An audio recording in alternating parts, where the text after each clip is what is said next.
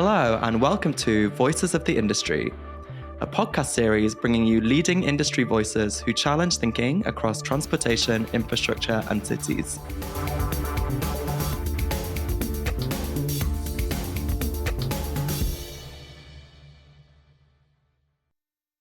Good morning and welcome to our event today, a live coffee break conversation with Toby Poston, CEO of the British Vehicle Rental and Leasing Association, the BVRLA. I'm Elaine Meskey, a Principal Consultant and EV Infrastructure Specialist at Steer.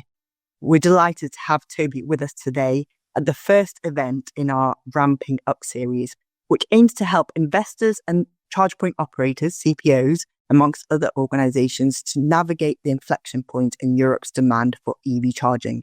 If you haven't already been following our Insight articles in this series, please don't forget to sign up. The UK has recently completed its first full year under the ZEV mandate. We are at a critical point in the country's transition to an electric vehicle paradigm. In late February, government closed its public consultation on this legislation, in which it gathered evidence from automotive manufacturers and retailers, the energy sector, government, and other key stakeholders. Today, as we look forward to outcomes from the consultation, we felt it was a good opportunity to take stock of our progress in adopting electric cars and vans while anticipating what government response may be to the market observations. In his role as Chief Executive at the BVRLA, Toby represents the interests of over 1,000 member organisations. He maintains deep insight into the relationship between government and our nation's road transport sector. So welcome, Toby. Thank you for having me. Our first question is, just looking back, how has the UK done in its first full year under the ZEV mandate? So I think the first thing to say is depending on what news you read or what mood you're in, I think most people would say we scraped there with the car target, or we narrowly missed it, but in a way that didn't sort of damage massively the confidence of OEMs in particular. There were no huge fines handed out.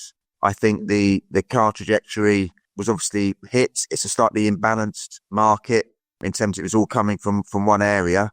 But, I think it's in terms of a massively ambitious piece of legislation, the government can definitely say it didn't break the system, it didn't break the industry. We got there or thereabouts. So I think overall they can be pretty pleased with themselves.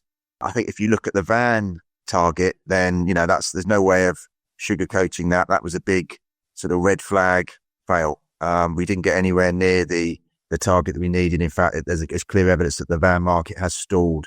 So it's a bit of a mixed bag, but I think overall, with a massively ambitious bit of legislation that's unique across the world, I think government has to be pretty, and industry indeed, have to be patting themselves on the back a bit that we've got this far relatively unscathed. And what do you think government needs to respond to support the enactment of the ZEV mandate in this coming year? What can help accelerate particularly the electric van uptake amongst commercial fleets? So I think government really is, they inherited the ZEV mandate, right? So Labour, they make this point a lot of the time that they did not design this mandate. They've inherited it from the previous government, but they agree with the overall fact that, and industry agrees as well, that we need a target and we need some certainty about how we're going to get there. The situation we're in is that obviously the world has changed in the meantime. You go back and you set targets 3 or 4 years ago when the mandate was being designed, and then, stuff gets in the way geopolitically, technologically, economically, politically, and things have changed, and there's certain more pressures on the market now. There's rivalries from China, there's price issues. So I think the government has to show, and this is what industry is looking for, that they can, within the constraints of that, quite rigid legislative framework that it's got with the mandate, that it can tweak things to help smooth the process. And that's really where government is at the moment. That was what the consultation was about, was to find out where people are across the industry, whether you're an OEM, a fleet operator, a vehicle owner, or a charging company, to understand where their pain points are, how confident they're feeling. And government then, within its own constraints of financial, regulatory time, legislative time, has to come up with a bit of a plan. And I think they do need a plan. I think there is a general consensus across the industry, all these industries, that something, not that the mandate needs to change. I think there's remarkable consensus on that probably is our best bet, but that they need to do some tweaking around the edges. And whether that is fiscally, which obviously involves money, or whether it is on the regulatory side, which could be a lot cheaper, that's really where government needs to respond. And within that, have a bit of a narrative to show that it understands what's going on and is listening. And we've had obviously the plug-in grant extended, which applies for new vehicles. There's the changes in the derogations.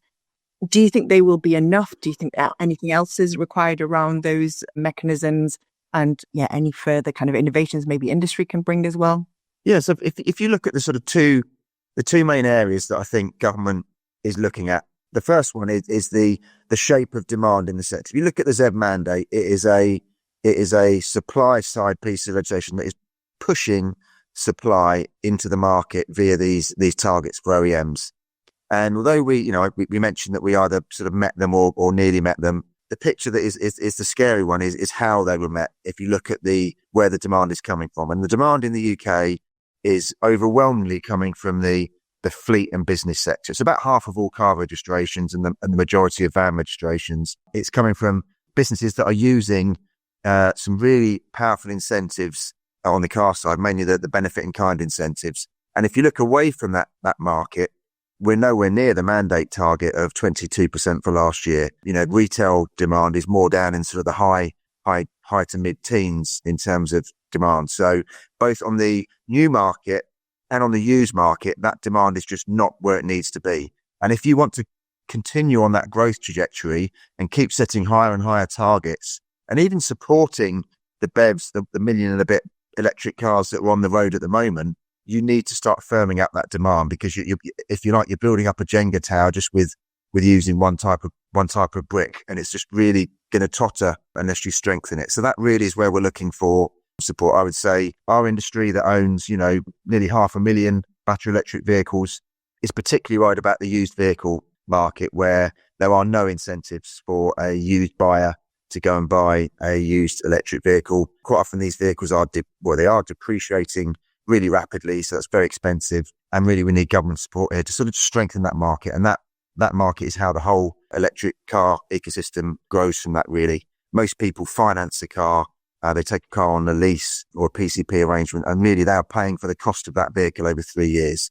If that vehicle starts depreciating rapidly because there's no buyer for it at 3 or 4 years, then that new car becomes more expensive. So that's a real area that government really does and needs to get to grips with.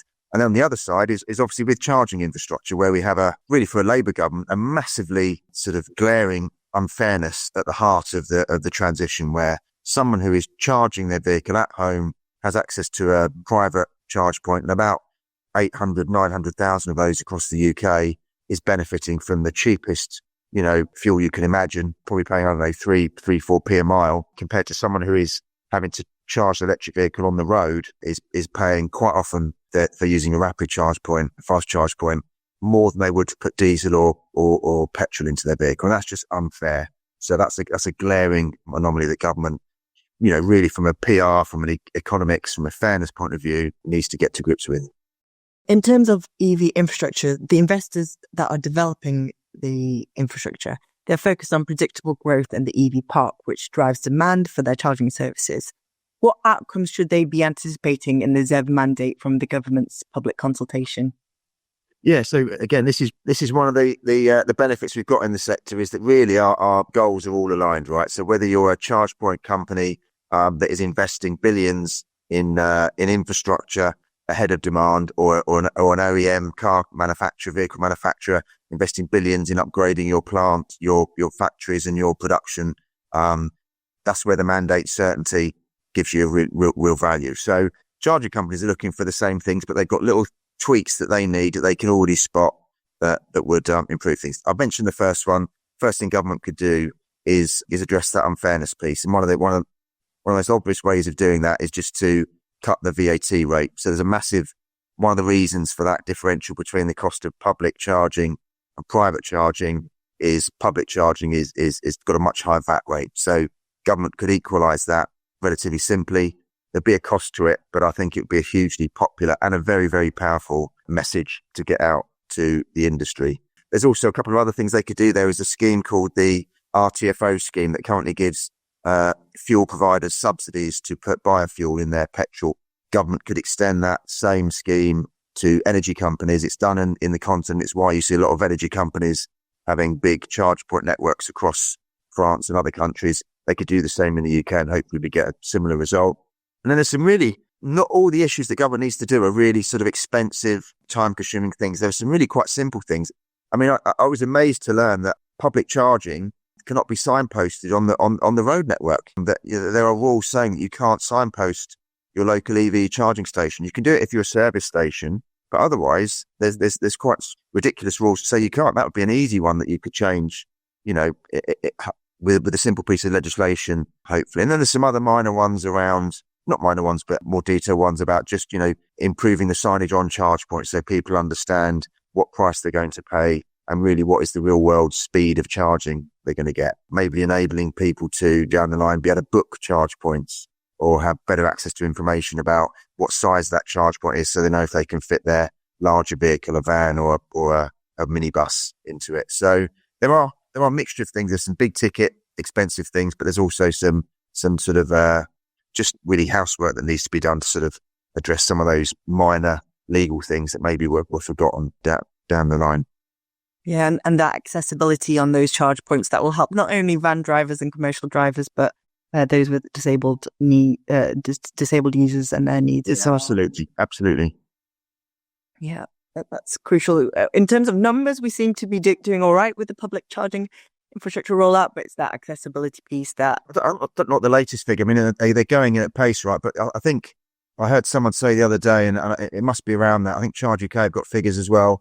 We're probably at or over 1 million charge points now, public and private, which is not far off, the number of electric vehicles we have on the road. So, you often get this debate between, do we need to set targets for charge points or do we just need to work really hard ensuring that we have the right charge points in the right locations and they are accessible and user-friendly? And I tend to be in that later camp. And is it something your members report on, maybe the ones that have already transitioned or newly transitioning to zero emission vehicles? What do they report as their pain points in the early days of driving electric? As I said, we have a really diverse membership. We've got 500,000 vehicles on the road, but the vast majority of those vehicles are being run and operated via company-provided vehicle schemes. So they are more often than not taken home by an individual and either charged on a drive or at their workplace. I think the members of ours that are at the real sort of pain point area of dealing with charging infrastructure troubles are either the fleets that have vans in particular that need to be taken home where the drivers don't have off-street charging, or they are sites, quite often rental sites, where you have swift turnaround of vehicles and you need rapid charging to be able to either bring in a van or a car and quickly charge it up and turn it out and get it on with its next customer or on its next job. And that really is probably one of the hardest issues that the sector needs to get to grips with, and is one that is going to take years, is around grid infrastructure and the ability to both upgrade that, but also even get access to the ability to upgrade it. We have a variety of network operators in the UK that operate to different schemes and different processes for updating or upgrading your network. And it's quite often in a different language, it seems, in terms of how you speak to these organisations.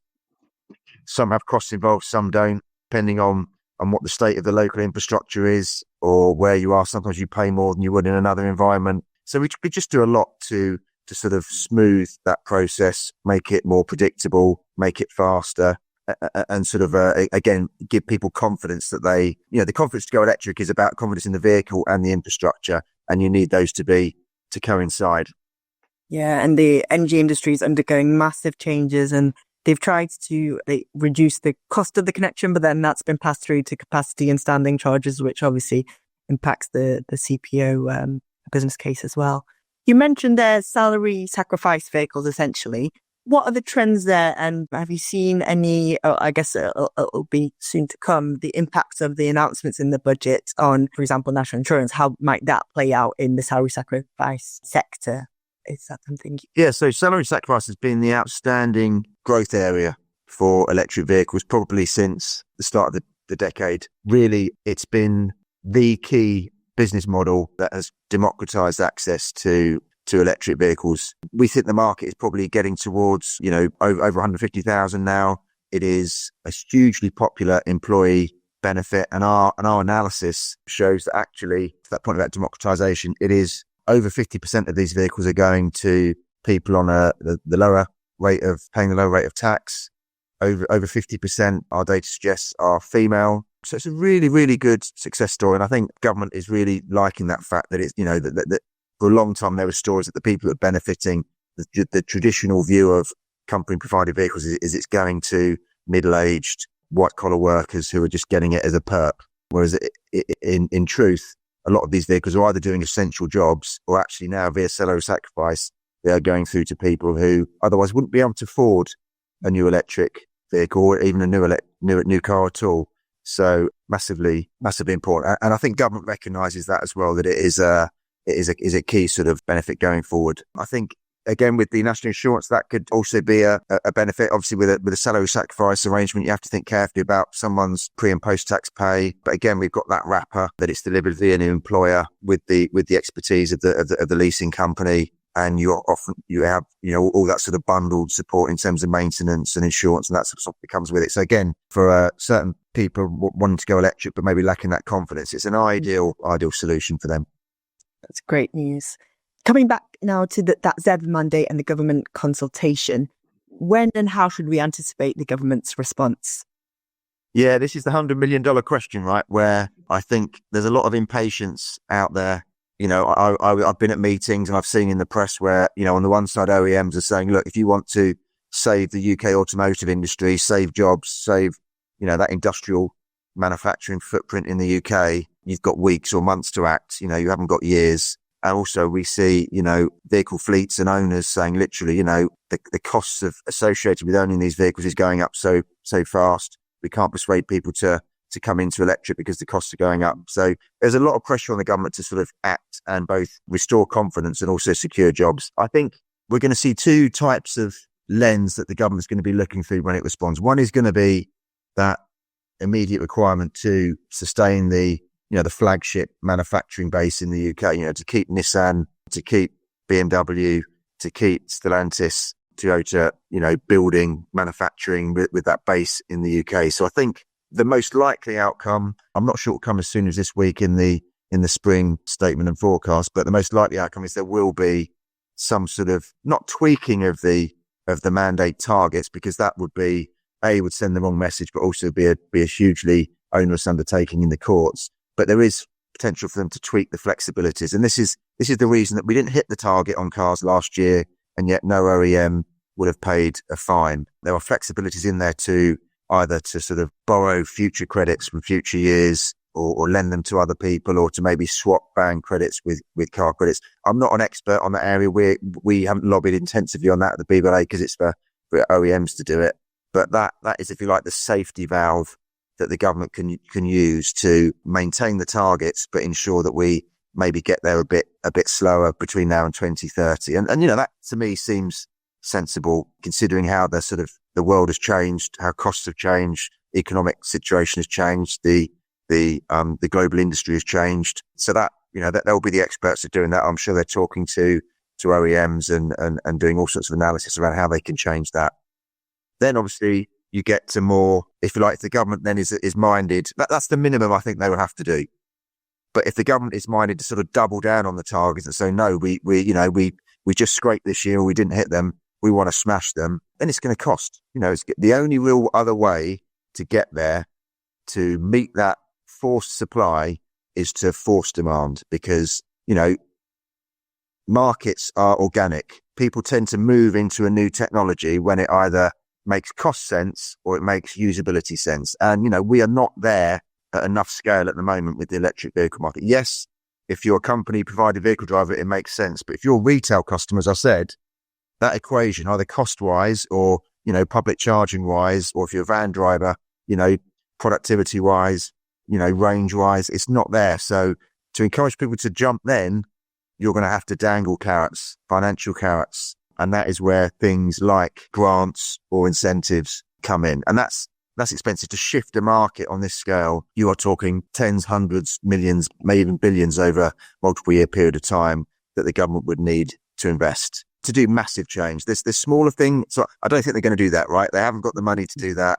I'd be amazed if they're going to do that. On On the lesser scale, there are probably a few sort of totemic minor tweaks that would still cost millions, but would be more palatable to Rachel Reeves's budget. And that would be things like maybe the impending changes to VD, where you've got the expensive car supplement charge coming in, VD rates coming in full stop for electric vehicles. And that is again, a big clear and present coming in the next week or two cost that they could get rid of. So they could say going forward, we're not going to charge that expensive car extra VD cost for EVs at all, or we're going to move that threshold, because the threshold for that charge is at £40,000. And today that's a cheap electric vehicle, right? So that is not an expensive electric vehicle. So they could heighten it maybe towards something like 60,000. And that would be a big PR move. That would be a big positive communication to the industry that would, again, I think, boost registrations and not cost a massive amount. It would still cost a lot, but it would not cost a huge amount. So I think those are the sort of areas. And there's a couple of other ones. I mentioned the flexibilities. Another one that's worth mentioning on the van market is probably the number one issue that van fleets tell us is holding them back. And that's the regulatory burden. So government made a really sensible move early on when it said that we recognise that electric vans need to have a special derogation to be able to run at 4.25 tonnes instead of 3.5 tonnes because the battery adds a lot of weight. And they did that. What they didn't do is change the regulation around operating a vehicle over 3.5 tonnes. So you end up with this crazy situation where a van driver who's driving a heavier electric van is treated like a truck driver in terms of their license, in terms of their annual test of that vehicle, in terms of the mileage they're allowed to do. And van fleets told us that is a major, huge blocker to registrations. And when we even did a bit of research that suggested that if the government changed those bits of regulation, you could probably lead to over 100,000 new electric van registrations over the next couple of years. And if you think we had 20,000 registrations last year, you would hit the mandate targets for 25, 26 if you did that, according to our research. So that to me is an amazing prize that the government has shown they're looking at because they consulted at the start of this year. That could be a really good piece of news. So I think there are three bits there, right? The van regulation and the flexibilities wouldn't cost the government anything apart from a bit of time and a bit of effort to do some regulatory change. Could be really good wins. And then we can maybe hope for some other tax and grant and incentive moves as well. That's great, Toby. Thank you so much. You've really shown the lay of the land and what opportunities there are at low cost to make a real big difference in the EV and EV infrastructure business and to help us transition to zero emission. Coming up to time now. So I just want to say thank you again for your insights. Thank you to the audience for joining us. Thank you very much and goodbye. Have a great day.